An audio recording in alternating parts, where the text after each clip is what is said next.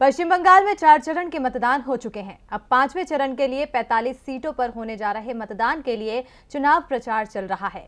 इस बीच चुनाव आयोग ने 24 घंटे के लिए ममता बनर्जी के प्रचार करने पर रोक लगा दी है।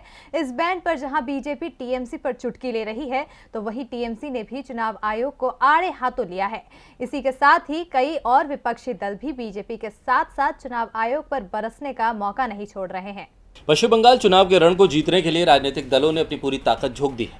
बीजेपी से लेकर टीएमसी तक प्रचार प्रसार में जुटी है। हालांकि इस चुनावी दौर के बीच दोनों दलों के नेता एक दूसरे पर जमकर तीखे तीर छोड़ रहे हैं, लेकिन सबसे ज्यादा चुनाव आयोग को सीएम ममता बनर्जी का बोलना अखर रहा है। इसीलिए जहां पहले आयोग ने उन्हें नोटिस पर नोटिस दिए, तो वहीं अब उनके प्रचार पर बैन लगा दिया। ममता पर लगा ये बैन सोमवार रात 8 बजे से लागू हो चुका है।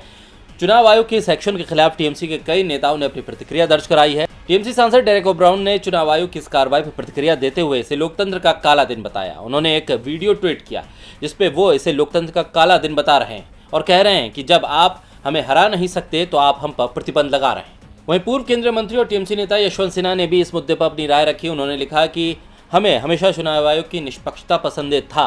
अब ये स्पष्ट है कि चुनाव आयोग मोदी शाह के इशारे पर और सीधे आदेश के तहत काम कर रहा है। लोकतंत्र की हर संस्था से आज समझौता किया जा रहा है, हमें क्या उम्मीद है। क्रिकेटर और टीएमसी नेता मनोज तिवारी ने भी चुनाव आयोग के फैसले पर प्रतिक्रिया देते हुए इसे लोकतंत्र का काला दिन बताया। मनोज तिवारी ने अपने ट्वीट में लिखा, क्या सिलेक्टिव मॉडल ऑफ कंडक्ट केवल ममता बनर्जी पर लागू होता है? जब दिलीप घोष और सैंतन बसु जहर बोल रहे हैं तो ये कहाँ था? अब शुभेंदु दीदी को बेगम कहकर अपमानित कर रहे थे, तब ये कहाँ था? क्या चुनाव आयोग बता सकता है? ममता के खिलाफ इलेक्शन कमीशन के एक्शन की गूंज से न सिर्फ बंगाल की सियासत गरमा रही है, बल्कि तमिलनाडु में भी विपक्षी पार्टियों ने दीदी का साथ दिया है। एमके स्टालिन ने कहा है कि जब प्रधानमंत्री मोदी गलत बयान देते हैं तो चुनाव आयोग कोई एक्शन क्यों नहीं लेता।